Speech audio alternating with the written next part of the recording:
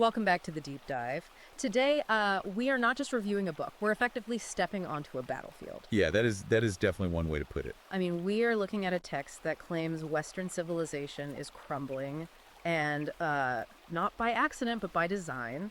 The central premise here is incredibly provocative. It's the idea that the very force that built the West, which the author argues is masculinity itself, is being systematically dismantled. It's a heavy one today, for sure. We are covering an ebook called Ultimate Force Doctrine. Men enforce all rights at the cost of their lives by Conrad Riker.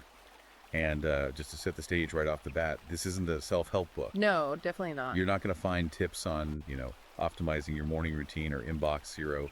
Riker actually describes the text as a weapon forged in the fires of truth. It's basically an operating system for the modern man who looks around and just feels like the world has gone completely insane. Exactly. And look, before we get deep into the weeds on this, I want to talk directly to you, the listener. Specifically, the guys out there who might already suspect the game is rigged. If you're a men's rights activist, if you are deep in that red-pilled sphere, the manosphere, and you're just exhausted from constantly having to apologize for your own existence, this deep dive is squarely for you. Absolutely. And because we are going to be unpacking some incredibly dense, controversial, and frankly, intense strategies today, do us a huge favor right now. Hit that like and subscribe button. It really helps us keep these deep dives going. Yeah, please do. And listen, I want to be crystal clear up front. We are just summarizing Riker's arguments here. Right. We are impartially reporting on what is in this text, but we are only scratching the surface. If what we discussed today resonates with you, if you're nodding along, you need the full blueprint. So I highly recommend you pause, go to Amazon Kindle or Google Playbooks, and buy Ultimate Force Doctrine immediately. You need the full ebook to get the actual system. Right. We can only cover so much ground. So let's get into the mission for today.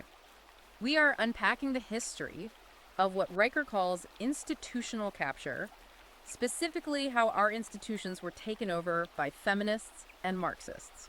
We're going to look at the biology of the divine hormone and then break down his actual strategy for reclaiming sovereignty. Let's start with the biology, because that really is the bedrock of his entire worldview. Riker doesn't pull any punches. He argues that masculinity is not a social construct, which obviously is the total opposite of the mainstream narrative right now. He says it's the civilizing force of history. Which is a massive claim to make. It is. And to understand how he gets there, you have to get comfortable with two Greek concepts he leans on heavily: logos and telos. Okay, let's break those down. Let's not leave any jargon undefined today. Deal. So logos is divine reason or order. It's the underlying logic that structures the universe. Telos is purpose, or the end goal. Riker argues that men are what he calls epistemic agents. Epistemic agents sounds very academic. Right, it sounds like a textbook. But his application is actually really practical. He's saying men are designed biologically and spiritually to impose order onto chaos. They look at the chaos of the natural world, and they have this hardwired compulsion to structure it, to build. So in Riker's framework, men are basically the architects of reality. Yes. He argues that without that specifically masculine drive to impose order, nature just reclaims everything. But here is where he takes a really interesting biological turn. He argues that the fuel for that architecture, the petrol in the engine of logos, is testosterone. Right, but he completely rebrands it. Exactly. He moves way beyond the medical definition of it just being a sex hormone. He literally calls it the divine hormone. I noticed that when I was reading it. He dives into the etymology of the word itself, right? It does. He points out that the word comes from the Greek root hermon, which means to urge on or to set in motion.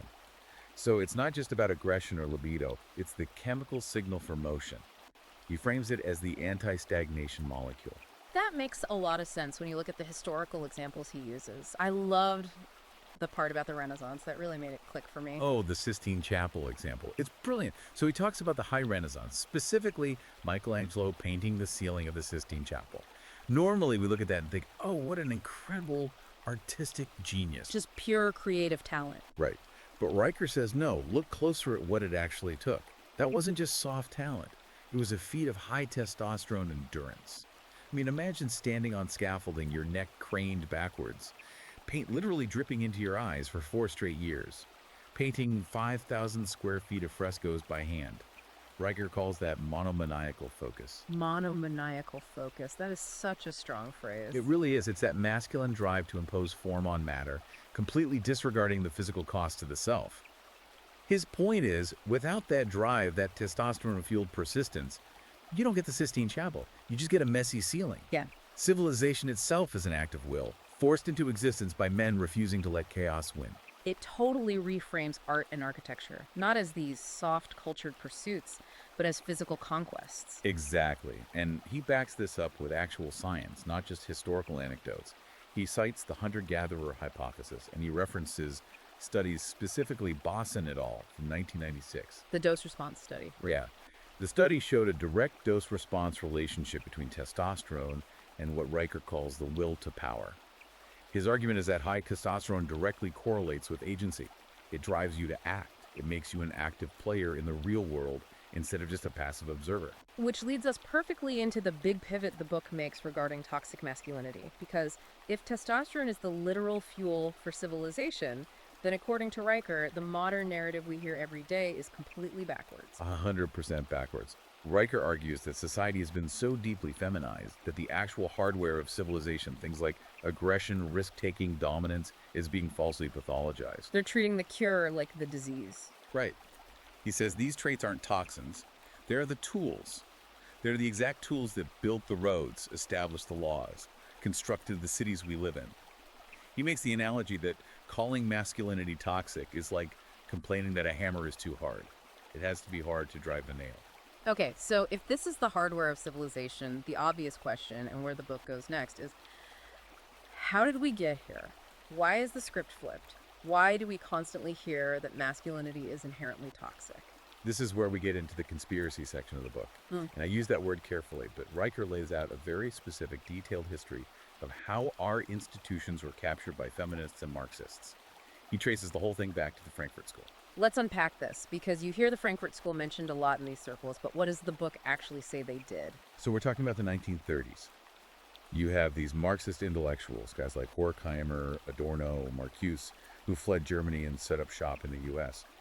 Riker argues their primary weapon was something called destructive critique. Economic Marxism, the whole workers rising up narrative, it had failed. It didn't take root in the West, so they pivoted to culture. They realized they couldn't win on economics. Exactly. They wanted to dismantle Western culture from the inside to soften the ground for a revolution. And how did they target men specifically in this process? Because that is Riker's main focus here. Through a psychological concept he highlights called repressive desublimation. Okay, that is a mouthful. What does that actually mean for the guy listening right now? It sounds super academic, but the reality is terrifyingly simple. Sublimation is when you take your primal urges, your aggression, your sex drive, and you channel them into something productive. You build a business, you create art, you raise a family. Desublimation is just letting those urges run wild. So repressive desublimation is a system that actively encourages you to be hedonic. It encourages men to chase cheap pleasure, to remain childish, to just give in to impulses. Why? Because it keeps you docile. So it's the classic bread and circuses. It's worse than that. Yeah. It's about systematically stripping men of their civilizational power. If a man is completely obsessed with porn, video games, weed, and just endless comfort, he isn't building anything, he isn't organizing with other men, he is absolutely zero threat to the state. Riker calls this the intentional creation of the NPC, the non-player character. Man, the NPC label, you see that everywhere online now. You do. And Riker uses it to describe men who are essentially programmed by the state's narrative rather than thinking for themselves.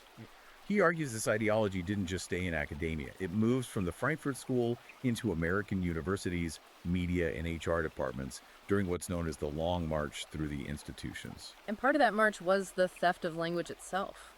This section really blew my mind, what he says about the word virtue. Yes. This is such a key insight. The word virtue comes from the Latin root vir, which literally translates to man. So in the ancient Roman sense, virtue meant manly strength. It meant courage, excellence. It meant being formidable. But that is definitely not what it means today. Not at all. Riker argues the modern definition has been stolen. Now it means being nice, or being compliant, or just following the rules and not offending anyone. He calls this a deliberate linguistic trick. By changing the operating system of the language itself, society tricks men into believing that being weak and harmless is actually the moral high ground. It's incredible how deep that programming goes. But speaking of rewritten rules, let's move into Section 3. The text argues there has been a massive deliberate shift in our legal and family systems. Riker calls this the assault on law and the father. This is where the rubber really meets the road for a lot of guys. Raker describes a transition from the rule of law, which he codes as a masculine, objective framework, to the rule of men, or more accurately, the rule of feelings, which he codes as feminine and subjective. Can you give the listener an example of that? What does the rule of feelings actually look like when you're standing in a courtroom? The prime example the book uses is the Duluth model. This is a framework used by law enforcement in domestic violence cases across the U.S. and in a lot of other countries. Riker critiques it aggressively because he says it essentially institutionalizes the presumption of male guilt. It frames all domestic conflict solely through the lens of patriarchal power dynamics. So, under this model, if the police arrive at a domestic dispute, Under the Duluth model, they are practically trained to identify the male as the primary aggressor by default, simply because he is perceived to hold the power.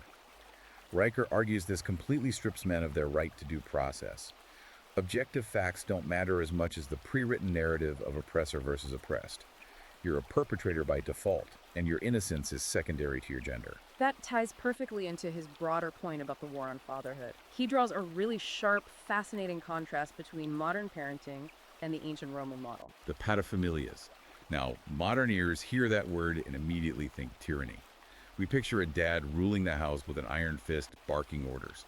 But Riker says, no, pause and actually look at the history. He argues the Roman father wasn't a tyrant. He was a stabilizer. His role was a delegation of sovereignty. A delegation from the state itself. Exactly. The Roman state realized it was impossible to police every single home. They didn't have the manpower or the desire. So the father was designated as the magistrate of his own house. He was held responsible for the conduct and the safety of his family.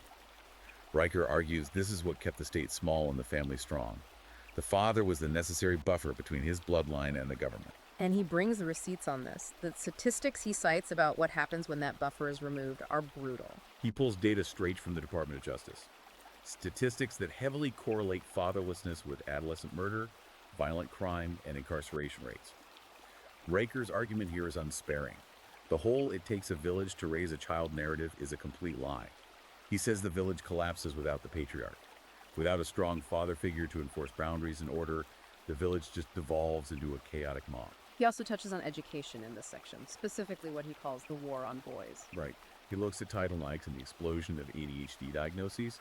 His premise is that schools are systematically drugging high-energy boys because the education system, which is overwhelmingly run by women, simply cannot handle natural masculine energy. They take normal boy behavior, fidgeting, roughhousing, natural competitiveness, and they pathologize it as a medical disorder. And then you get to the university level, where Title IX tribunals have completely inverted due process. In those rooms, an accusation is effectively as good as a conviction. It really paints a grim picture. You've got biological suppression, institutional capture by Marxists, extreme legal bias. Reading through this, it feels suffocating. It feels like the walls are just closing in on men. They are, and that's the exact feeling Riker wants to evoke. Yeah. He wants you to feel the pressure of the matrix you're in. But the crucial thing is, he doesn't leave you there. This is where the book makes its major pivot toward a solution. He doesn't want the reader to just sit around being angry on the internet. He wants you to be effective. Right. Which brings us to section 4, the ultimate force doctrine itself. So, what does a man actually do? If the whole game is rigged against him, how does he win? He starts with the physical body. Riker calls it the liturgy of iron. I love that phrase, liturgy of iron. It really elevates the whole concept of just going to the gym. It's a very powerful framing. He argues that the gym is not about vanity. It's not about getting a thick-pack for Instagram or looking good at the beach. He calls the gym a cathedral for the body. The text says that a weak body is a low-resolution simulation of the divine. If you are physically weak, you simply cannot enforce your will on the world. Physical strength is the absolute baseline of reality. So, doing deadlifts is quite literally spiritual warfare in this context. Literally. He advocates for heavy compound lifts, squats, deadlifts, overhead presses. He frames them as a direct fight against entropy. Just think about it. Gravity is a constant force trying to pull you down, trying to make you sag, trying to make you weak. Lifting heavy iron is you saying no to gravity. You are physically imposing order on the material world. It's step one in reclaiming your agency. If you can govern the barbell, you can begin to govern your life. Okay, so that's reclaiming the body. But what about the mind? He has some very specific, and I'd say highly controversial things to say about vulnerability. It runs counter to almost everything pushed by pop psychology today. It is extremely controversial. But Riker does not waver on this. He warns men against the modern push to be vulnerable. He argues it is a trap. Society constantly demands that men open up, that they cry, that they share their deepest insecurities. But Riker claims that the second a man actually does that, his weakness is immediately weaponized against him by what he calls the gynocentric order. Weaponized how, exactly? He argues that women, and society at large, biologically and instinctually, lose respect for a man who displays weakness. They fundamentally crave stability. If the rock they lean on starts crumbling, they don't feel safe anymore. So he says this constant demand for male vulnerability is actually a test, a shit test, to use the vernacular of the space. It's society testing to see if you will break your frame. So what is his alternative? Just bottling every emotion up until you have a stress-induced heart attack at 40. No, he clarifies that pretty well. It isn't about repression, it is about proper processing. He calls for stoic armor. You process your emotions internally through reason, or you process them privately with a trusted band of brothers. But you never, ever expose your belly to the general public. You maintain your frame at all times. His analogy is you can bleed, but you bleed in the locker room, not out on the field where the enemy can see it.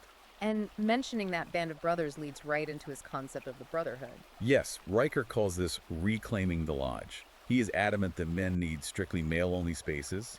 He refers to them as Mars outposts or phalanxes of the mind. Which makes sense because those spaces are actively under attack. You look at the Boy Scouts, private men's clubs, fraternities, places that historically were male-only are all being pressured to integrate. Exactly. And he says men inherently behave differently when women are in the room. They start performing. They naturally start competing for female attention. Men desperately need spaces where they can just be men, where they can challenge each other, hold each other accountable without HR looking over their shoulder. But he takes it a step further than just finding guys to hang out with. He ties it to economic sovereignty. Right. This is his practical advice on becoming cancel-proof. Yes. He heavily advises escaping what he terms the HR plantation. If you work a standard corporate job, you are incredibly vulnerable. One off-color joke, one misinterpreted tweet from 5 years ago, and your entire livelihood is destroyed. The system essentially holds your paycheck hostage to ensure your compliance. So how do you break out of that? He suggests leveraging crypto, mastering hard trades, building your own entrepreneurship ventures, anything that makes you financially sovereign. You need FU money. Not so you can buy sports cars, but so you can speak the absolute truth without the fear of starving. He wants men to build a financial fortress where the cancellation mob simply cannot touch them. Which finally brings us to the core definition of the book's title. We've been talking around it all episode, but what exactly is the ultimate force doctrine? Riker defines it very clearly. It is the willingness of righteous men to enforce their rights and protect civilization, even at the cost of their lives. It is the total and absolute rejection of slave morality. It's the core idea that you have a moral duty to be dangerous enough to protect the things that matter. That is, wow, that is intense. But it really connects all the threads we've discussed. Biology, law, the gym. You are the civilizing force. If you are the Logos, you have to be fully capable and willing to defend that civilization. Precisely. Riker's ultimate message is that neutrality is a myth. You are the immune system of the West. If the immune system stops fighting because it's been tripped into wanting to be nice, the body just dies. He is putting out a massive call to action for men to stop apologizing for their inherent strength and start actively using it to enforce the rights that are currently being stripped away from them. So bringing it all home, what does this mean for the guy listening to us right now? We've covered the history of the Marxists, the biology of testosterone, the legal capture, the liturgy of iron. It means you have a fundamental choice to make. Riker argues the gray zone simply doesn't exist anymore. You are either actively building and defending civilization, or you are passively letting it rot. You're an active player, or you're an NPC. You cannot just sit on the sidelines and hope the pendulum swings back. You have to embody the force that you want to see in the world. And look, we have covered a ton of ground today, but honestly, we have barely scratched the surface of what's in this text. Riker goes into incredible detail on specific strategies for legal warfare, for achieving that financial independence, and he dives deep into the philosophical roots of the slave morality that's currently dominating the culture. That's right. We've just given you the rough sketch today, but Riker gives you the actual engineering schematics. If this blueprint makes sense to you, if you feel that internal call to reclaim your sovereignty, you need to buy Ultimate Force Doctrine by Conrad Riker. Go to Amazon Kindle, go to Google Play Books, Get the manual. Don't just listen to us talk about the concepts. Go get the actual operating system. And make sure you follow the author directly. He is constantly expanding on these ideas. You can find him at Conrad Riker on Substack. He's putting out tactical insights that you are never going to find in mainstream media, and he is actively building that digital Mars outpost. Also, please remember to like and subscribe to our channel if you haven't already. I want to leave the listener with one final thought to chew on that builds on all of this. We talked about men being the epistemic agents, the architects of order. If that's true, then maybe the collapse of these captured institutions isn't actually the end of the world. Maybe it's just the necessary clearing of the brush. Because if you want to build the next Rome, the old corrupted one has to fall first. And the men who have mastered the ultimate force doctrine will be the only ones holding the tools when it's time to rebuild. That is the challenge right there. A blank canvas for the prepared man. Enforce your rights. Impose order. Thanks for listening to this deep dive. Share this with a brother who needs to hear it, and we will see you next time. Enforce your rights.